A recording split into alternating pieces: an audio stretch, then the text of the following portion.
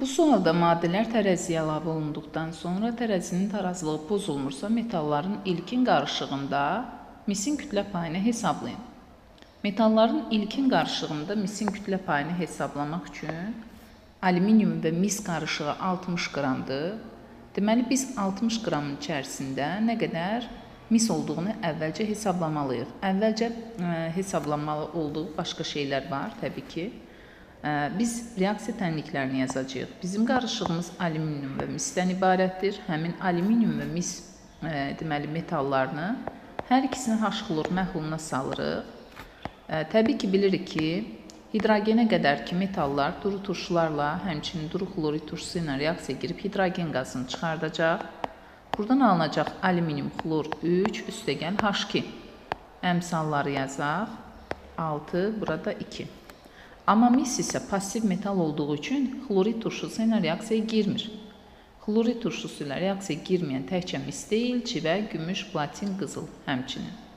Yəni bunlar hidrogen qazını çıxarda bilmir. Və bu qarışıq bizə 60 qram verilibdir. 60 qramı biz xlorid turşusu məhluluna salmışıq. Və ikinci tərəzidə isə natrum hidroksidi H-xlora salmışıq və buradan alacağıq natrum xlor neytrallaşma reaksiyasıdır. Və su. Fikir verdiksə, iki reaksiyada bizə fərq görsəndi.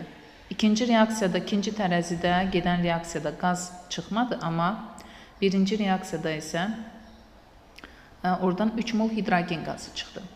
Və bizə deyir ki, maddələr tərəziyə əlavə olunandan sonra tərəzinin tarazlığı pozulmur. Yəni, nə qədərdirsə, eynən qalır kütlə. Əgər ikincidə 57 qram natrum hidroksid əlavə olunubsa H-xlora və burada kütlə dəyişmirsə, çünki qaz yoxdur, qaz uçub getmir, kütləni azaldan, bərk maddənin kütləsini azaldan maddə yoxdur. Deməli, biz birinci reaksiyada da bu 60-ı 57-yə gətirməliyik. Yəni, oradan 3 qram azalma baş verməlidir. 60 qram mənim metallarımdan azalma hansında olacaq? Alüminiumda. Çünki alüminium reaksiya qoşulur, alüminium reaksiyaya girir, alüminium H-xloruna sərf olunacaq.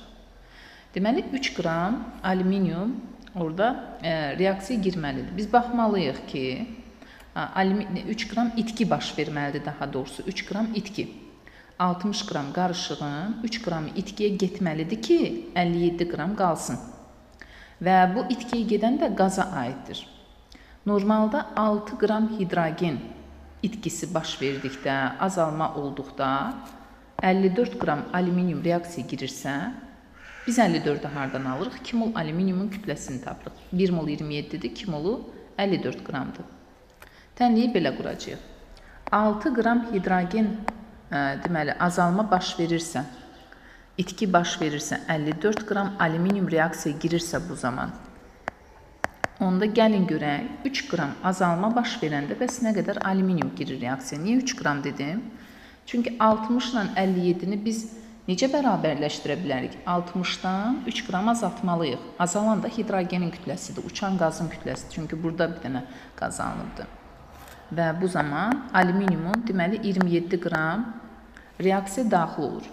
Bizə qarışıq 60 qram verilibdir. Əgər 60 qramın 27 qramı alüminiumun payıdırsa, onda yerdə qalan 33 qramı da misin payıdır.